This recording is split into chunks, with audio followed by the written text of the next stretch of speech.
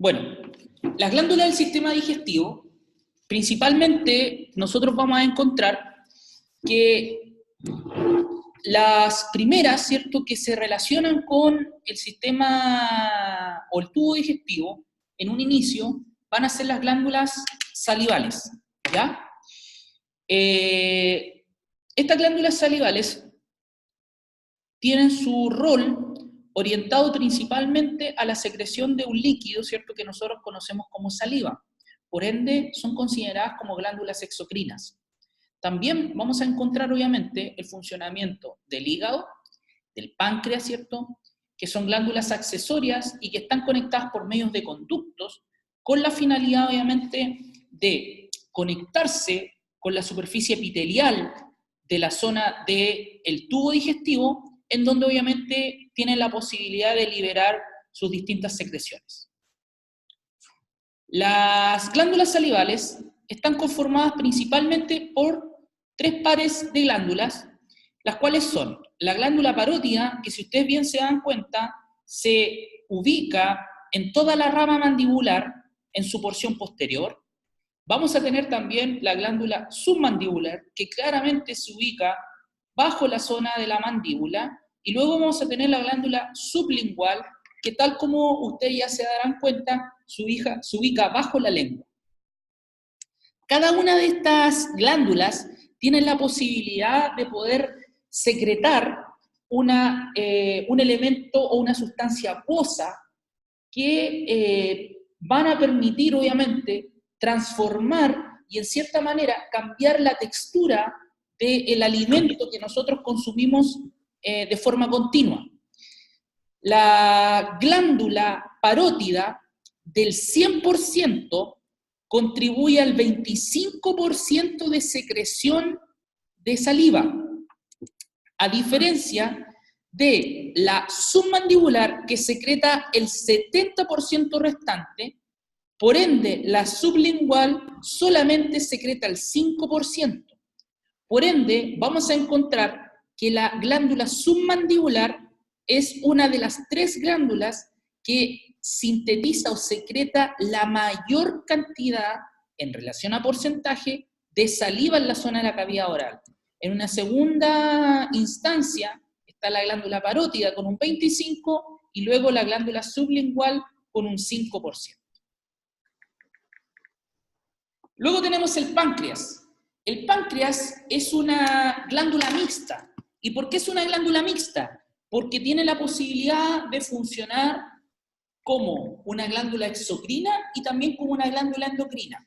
Si ustedes se dan cuenta, el páncreas se relaciona por posterior del estómago y tiene una relación directa con el duodeno, en donde, tal como mencionamos delante, el páncreas va a tener la posibilidad de secretar un líquido hacia la cavidad del duodeno y que su función es muy similar a la glándula salivar, ¿ya?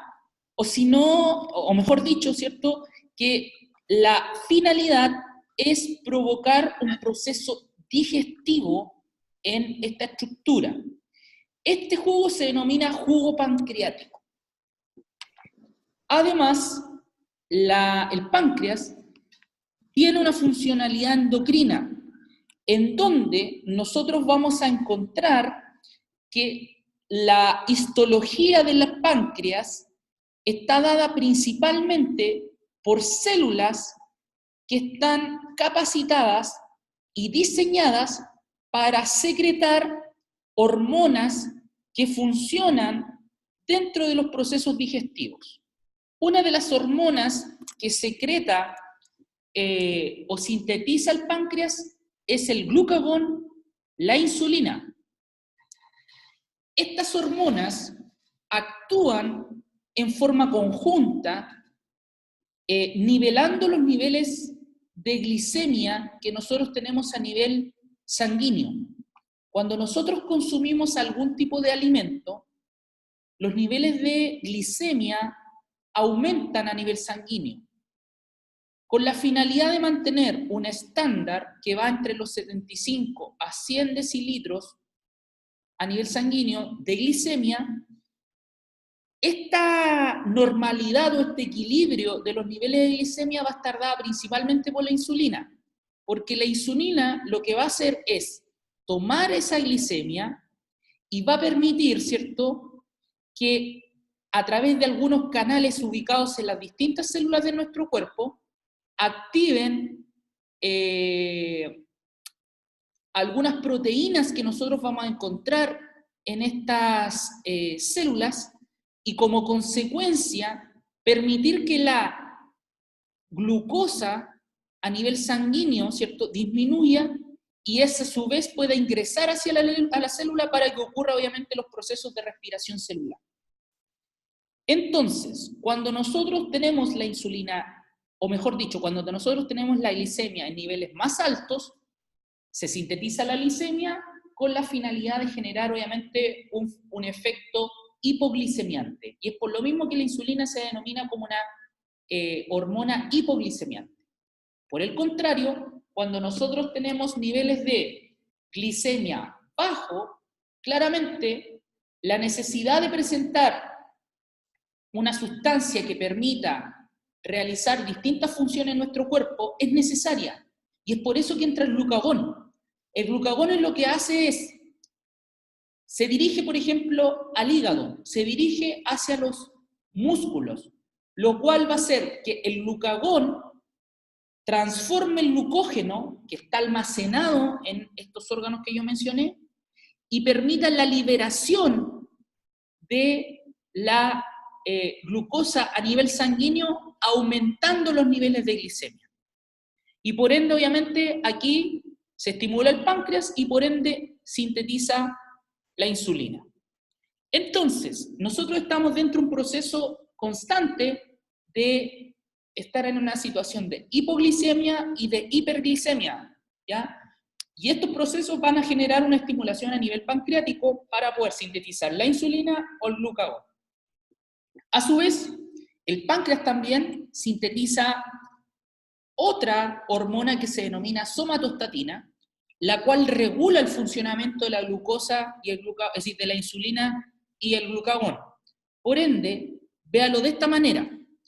El glucógeno, mejor dicho, disculpen, el glucagón y la insulina están constantemente luchando para poder mantener niveles de glicemia que sean cercanos a lo que determina cada una de estas hormonas. Por ende, llega un referee o un árbitro, que en este caso hace la somatostatina, la cual permite la regulación del funcionamiento del glucagón y de la insulina. Esto claramente a través del funcionamiento endocrino, favoreciendo la liberación de estas hormonas en los distintos órganos de nuestro cuerpo, por medio, obviamente, de la circulación sanguínea. Entonces, el páncreas es una estructura que tiene una forma alargada, aplanada, que no mide más de 15 centímetros y no pesa más de 100 gramos. Presenta 4 partes. Aquí nosotros tenemos la cola, tenemos el cuerpo, el cuello que se ubica aproximadamente a nivel de la aorta, y luego tenemos, ¿cierto?, la cabeza del páncreas. Esta estructura del páncreas se considera como un órgano retroperitoneal. Eso quiere decir que está posterior al peritoneo, que es una estructura que nosotros vamos a ver más adelante. El páncreas, nosotros indicamos, ¿cierto?, que tiene función endocrina y función exocrina. Dicho esto, me voy a apoyar de esta imagen. Si ustedes se dan cuenta, nosotros aquí tenemos el páncreas, que en todo su recorrido presenta un conducto. Ese conducto tiene por función transportar el jugo pancreático para que llegue al duodeno, porque tal como nosotros mencionamos al inicio, el duodeno es quien recibe, ¿cierto?, el jugo pancreático desde el páncreas y que se vierte a nivel del duodeno para que ocurran obviamente procesos de digestión. Pero además, también mencionamos que del hígado y de la vesícula biliar vamos a encontrar también la secreción de un jugo que va a llegar hacia el duodeno. Entonces, aquí nosotros tenemos la vesícula biliar. que es una estructura, ¿cierto?, que se ubica en la zona inferior del lóbulo derecho del hígado y que su principal función es almacenar la bilis, jugo, ¿cierto?, o líquido que es secretado por el hígado. Este jugo biliar almacenado en la bilis es liberado a través del conducto que se denomina colédoco hacia el duodeno. Por ende, va a llegar un punto en donde el jugo pancreático se anastomosa, o sea, se fusiona con el colédoco a través de una conducta una estructura que se denomina ampolla. Esta ampolla se denomina hepatopancreática. ¿Por qué? Porque trae el contenido del hígado, principalmente de la vesícula biliar, y del páncreas, que es, al fin y al cabo, esta ampolla es como una dilatación del conducto. A su vez, la porción distal de esta ampolla va a presentar una papila que es como un esfínter menor y que va a contraerse y a dilatarse constantemente para que tanto el jugo pancreático como el jugo biliar puedan, en este caso, ¿cierto?, ser vertidos o llegar hacia el duodeno. Por ende, vamos a encontrar que en esta zona el líquido pancreático y el líquido biliar llega producto del colédoco a nivel hepático, del jugo pancreático a nivel pancreático, se juntan estos dos conductos por medio de la ampolla hepatopancreática y el esfínter o papila de Vater permite obviamente que este contenido pueda llegar y ser recibido a nivel del duodeno para que ocurran los procesos a nivel digestivo. Luego tenemos el hígado. El hígado es una estructura relevante dentro del funcionamiento del sistema digestivo. El hígado es un órgano vital, ya que no solamente cumple roles a nivel del sistema digestivo, sino que también cumple o brinda un sinfín de funciones. Pero desde el punto de vista estructural, es un órgano grande que se ubica a nivel del epigastrio y a nivel del hipocondrio derecho. Presenta dos lóbulos, está separado por ligamentos, tal como si ustedes se dan cuenta el ligamento redondo y el ligamento falciforme. También está dado por ligamentos que son los ligamentos triangulares que se adhieren hacia uno de los costados del diafragma. En la parte inferior se va a relacionar, ¿cierto?, con el duodeno y también se va a relacionar con el riñón derecho. Tal como lo conversamos la semana pasada, el hígado, debido a su posición y debido a su tamaño, lo que hace es que el hígado derecho esté más abajo, ¿ya? Desde el punto de vista, ¿cierto?, de las caras, si usted se da cuenta, aquí nosotros tenemos la cara anterior y esta imagen es la cara posterior e inferior del hígado, en donde en la zona más inferior tenemos la vesícula biliar, órgano que está encargado principalmente de almacenar el jugo biliar, ¿cierto?, secretado por el hígado. Entonces, el hígado está conformado por dos lóbulos, derecho e izquierdo, el izquierdo que se relaciona con el epigastrio, el derecho que se relaciona con el hipocondrio. En el borde inferior del hígado o del lóbulo derecho vamos a encontrar la vesícula biliar. El ligamento que separa, ¿cierto?, los dos lóbulos se denomina falciforme. El ligamento redondo es aquel que permite mantener principalmente conectado a el hígado con las estructuras de los vasos sanguíneos que se encuentran relacionados con el hígado, como son la arteria hepática y también la vena hepática.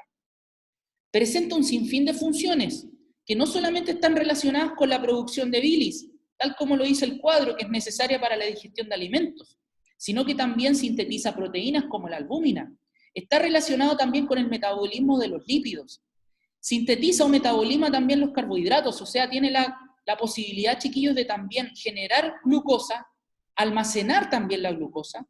También tiene la posibilidad de poder depositar sustancias, como lo son el glucógeno, las vitaminas. También transforma el amonio en urea. ¿Eso qué quiere decir? que tiene la posibilidad de poder también, en este caso, ¿cierto?, sintetizar estructuras con la finalidad de poder, en este caso, ¿cierto?, eliminarla a través de la orina. Desintoxica la sangre, o sea, tiene la posibilidad de neutralizar toxinas. Cuando nosotros consumimos algún fármaco, el hígado tiene el rol y tiene la función realmente importante de que todo contenido que nosotros consumamos va a tener que pasar por su funcionamiento. Por ende, cuando nosotros consumimos un fármaco de forma exacerbada, el hígado es el que se ve en este caso sometido a un gran funcionamiento, y es por lo mismo que cuando una persona se ve sometida a un tratamiento a largo plazo de algún fármaco, siempre se le tienen que estar viendo o haciendo análisis sanguíneos a nivel hepático para poder determinar cómo está funcionando nuestro órgano. Y también obviamente tiene relación con factores de coagulación. O sea, si usted se da cuenta, el hígado no solamente produce bilis, sino que tiene un sinfín de funciones, y es por lo mismo que también es considerado como un órgano vital.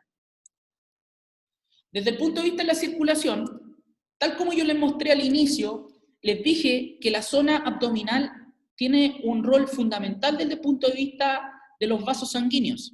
Y aquí es donde entra la vena porta, estructura que nosotros vimos, ¿cierto?, en el sistema circulatorio, y que principalmente tiene relación con la circulación hepática y la circulación propia de la zona intestinal. Todo lo que nosotros absorbemos a nivel intestinal tiene que pasar por el hígado para que luego del hígado se vaya hacia la vena cava inferior. ¿Eso qué quiere decir? Nosotros consumimos algún alimento, el alimento se digiere, ¿cierto?, a nivel bucal, a nivel estomacal y a nivel intestinal, y luego a nivel intestinal es absorbido. El 70% de lo absorbido, o sea, del aporte sanguíneo de esa absorción, se dirige hacia el hígado, y el otro por ciento, o el otro 30%, proviene de la arteria hepática. ¿Eso qué quiere decir? Que todo lo que nosotros, o la gran mayoría de todo lo que nosotros consumimos, primero tiene que pasar, o el hígado es quien tiene que censar o darse cuenta de lo que nosotros consumimos es realmente necesario para nuestro cuerpo. Por ende, luego que sea absorbido por el intestino delgado y se dirija hacia el hígado es quien va a dirigir o va a determinar lo que es necesario para nosotros. Y aquello que no sea necesario para nosotros va a ser drenado en la vena hepática, para que a su vez la vena hepática drene sobre la vena cava inferior, para que a su vez la vena cava inferior lleve todo este contenido de desecho hacia la aurícula derecha, y como consecuencia, ¿cierto?, se pueda ser eliminado. Por ende, el sistema porta es un funcionamiento necesario para que de esta forma la circulación hepática tenga un rol sumamente importante, de que todos los contenidos, ¿cierto?, absorbidos por el intestino delgado, todos los contenidos extraídos por el estómago o por el vaso, sí o sí tengan que pasar por el hígado en una primera instancia, para que de esta forma este órgano determine qué es lo necesario y lo que no es necesario para nuestro cuerpo, y de esa forma obviamente poder mantenerlo, sintetizarlo y llevarlo a distintas partes de nuestro organismo, como también aquellos elementos que no son necesarios para nuestro cuerpo, poderlo eliminar. Por último tenemos la vesícula biliar, que si ustedes se dan cuenta, ¿cierto?, yo siempre menciono que tiene una forma como de una palta, ¿sí?, que su principal función es almacenar la bilis. La bilis, chiquillos, es un contenido que tiene un pH básico. Es por lo mismo que el jugo biliar, en conjunto con el jugo pancreático, tienen un pH básico. Y cuando el contenido que sale del estómago, que se denomina quimo, sale con un pH altamente ácido. Por ende, cuando este quimo se transforma en quilo, producto de la mezcla del jugo biliar junto al jugo pancreático, se neutraliza este pH gracias a que el jugo pancreático tiene obviamente un pH más básico y el jugo biliar igual. Es por lo mismo que este conducto principalmente, que es el colédoco, es aquel que va a transportar este jugo biliar. Y si ustedes se dan cuenta, aquí tenemos el conducto hepático izquierdo y derecho. ¿Por qué? Porque es el hígado quien es el que sintetiza la bilis, y la única función de la vesícula biliar es almacenar la bilis. Es por lo mismo que cuando una persona sufre la extracción de la vesícula biliar, producto de cálculos biliares, tiene que generar una modificación, pero del cielo a la tierra en su alimentación, porque si sigue consumiendo o sigue manteniendo la misma dieta de previo a la extracción de la vesícula biliar, el hígado va a tener mayor cantidad de pega. ¿Por qué? Porque va a tener que sintetizar una mayor cantidad de bilis que anteriormente la almacenaba acá. Porque tal como lo mencionábamos al inicio, uno de los alimentos más difíciles de digerir es las grasas. Por ende, cuando nosotros comamos mucha papa frita, mucho completo, mucho asado, el hígado va a ser sometido a una carga metabólica gigante, lo cual claramente va a producir un dolor muy grande en nuestro estómago, o mejor dicho, en nuestro abdomen, porque el hígado no va a ser capaz de poder sintetizar una gran cantidad de jugo biliar para poder, en este caso, digerir esas grasas. Y es por eso que, chicos, es sumamente necesario, ¿cierto?, que ustedes conozcan esto, porque el día de mañana se van a enfrentar a usuarios que tienen, en este caso, ¿cierto?, dolores abdominales en sus consultas, o van a encontrar pacientes que presentan dolores de hombro, y que muchas veces estos dolores de hombro son producto de la referencia de dolencias desde el aspecto más visceral, más que estructural desde el punto de vista musculoesquelético. Por lo tanto, los diagnósticos diferenciales son necesarios para poder descartar que la patología que nos llega a nosotros, ¿cierto?, o que ha sido diagnosticada por un médico, no es producto de una causa visceral. Y por último tenemos el peritoneo. El peritoneo en este caso, ¿cierto?, es una estructura de tejido conectivo que permite conectar a los distintos órganos de nuestro cuerpo. El peritoneo está conformado por un peritoneo visceral, que es el tejido propio de cada uno de los órganos, y un peritoneo parietal, que es aquel que está conectado por las paredes musculares, ¿cierto?, principalmente del transverso del abdomen. Cada uno de estos órganos, ¿cierto?, presenta un peritoneo, tal como yo les mencioné, y que comunica un órgano con otro, y a su vez, obviamente, están conectados no solamente desde el punto de vista del tejido conectivo, sino que también están conectados a través de una comunicación vascular. Ahora, tenemos la posibilidad de poder hacer una gran diferenciación entre el epiplón mayor, que es este tejido conectivo que nosotros vamos a encontrar en la parte abdominal baja y que recubre toda la zona del intestino delgado y que se relaciona principalmente con la curvatura mayor del estómago. Y luego también vamos a encontrar un epiplón menor que se encuentra relacionado con la curvatura menor del estómago y que a su vez se adhiere con el ligamento redondo del hígado. Por lo tanto, si ustedes se dan cuenta, este peritoneo permite la conexión directa entre el estómago y el hígado en su zona posterior. Es por lo mismo que cuando nosotros nos movemos, caminamos o corremos, ¿cierto?, nuestros órganos tienen la posibilidad de mantener una posición y no se mueven tanto. ¿Por qué? Porque están conectados entre sí, están adheridos a través de estos peritoneos y como consecuencia mantienen su posición. Imagínense, si nosotros saltásemos constantemente, nuestras vísceras se mueven dentro de nuestro cuerpo. Pero si no tuviesen estos peritoneos, claramente el estómago se me movería para el lado derecho, el hígado para el lado izquierdo, y tendríamos obviamente un juego visceral dentro de nuestro cuerpo que sería inhumano sostenerlo, porque sufriríamos constantes dolores producto de la movilidad visceral. Entonces, estos peritoneos o este tejido conectivo permite obviamente que los distintos órganos se mantengan en su posición. Claramente hay condiciones de salud en donde estos peritoneos, ¿cierto?, se salen de su posición, y aquí es donde encontramos las hernias viscerales, que en este caso son muy dolorosas y que tienen que ser muchas veces resueltas desde el punto de vista quirúrgico, ¿ya? Chicos, eso ha sido todo lo que corresponde a materia relacionada con la unidad número 3. El certamen número 3 está relacionado, ¿cierto?, con la materia que vimos la semana pasada y que hace alusión a estructuras del retroperitoneo y que son relacionadas principalmente con el aparato urogenital y las estructuras del sistema digestivo.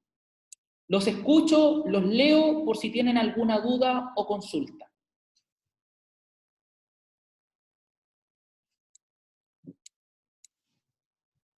No, profe, está todo bien. ¿Todo bien? Excelente. A estudiar nomás. Dígame. A estudiar nomás. A estudiar nomás, ¿cierto? Sí. Matías, le respondo. Los videos, tanto de la clase pasada, ya están arriba. ¿Ya? Recién en el break subí la clase número 1 del sistema digestivo. Finalizando esta clase voy a subir, obviamente, la clase de forma inmediata para que se pongan a estudiar. Ya, profe. Ya, chicos, hoy día tienen que revisar su intranet porque el profesor les dejó alguna actividad para fisiología, ¿ya? Desconozco qué actividad, no sé si el certamen o alguna actividad de práctico, ¿ya? Hoy día no tienen laboratorio de anatomía para que no se conecten conmigo, ojo, conmigo. Desconozco alguna actividad que le habrá dejado el profesor. El laboratorio de anatomía lo vamos a realizar todos, o sea, todo el curso el día de mañana, ¿ya? Claramente, aquellos que quieran asistir, yo siempre voy a estar acá, ¿ya? Y para aquellos que no puedan asistir, voy a estar conectado a las 10:20, ¿ya? En el horario que ustedes ya saben que nos tenemos que conectar. Y vamos a ver algunas estructuras, algunos macromodelos y los vamos a rotular, ¿ya? Vamos a hacer un trabajo de rotulación de los macromodelos que van a servir para poder estudiar el certamen número 3. No sé si tienen alguna duda o consulta. Estoy recibiendo todos los, ya recibí los mapas conceptuales, ¿cierto? Recuerden que hoy día tenían hasta las 12 del día de la tarde para poder recibir los mapas conceptuales. La infografía está dirigida a la nota de fisiología. La próxima semana vamos a tener el certamen de anatomía, tanto teórico como práctico, eso es para que lo tengan claro, ¿ya? El cronograma de fisiología se lo tienen que preguntar directamente al profesor Néstor Jofré para que tengan claro, pero la próxima semana tenemos certamen de anatomía, tanto práctico como teórico, y en el práctico, recuerden que ingresa unidad 2 y unidad 3. Los escucho por si tienen alguna duda con respecto a eso.